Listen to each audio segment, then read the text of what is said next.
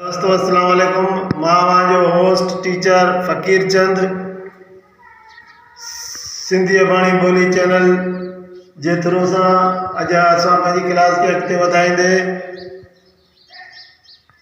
13 अखरी लफ़्ज़ जा ॿिया लफ़्ज़ पाण पढ़ंदासीं।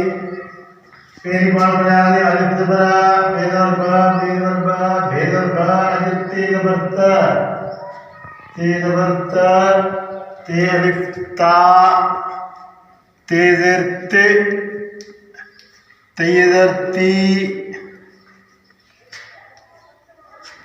ते पिश्तु, ते वापिश्तु, ते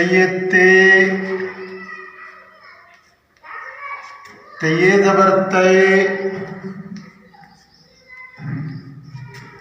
ते वातो, ते वा ज़बर तो, ते अलिफ नून ता, ते ये नून ज़ेर ती, ते वा नून पिश्तू। दोस्तों असांजे चैनल के सब्सक्राइब करियो, वोट ॾिजो ऐं सिंधी सवले नमूने सिखण जी कोशिशि कजो। महिरबानी, थैंक यू।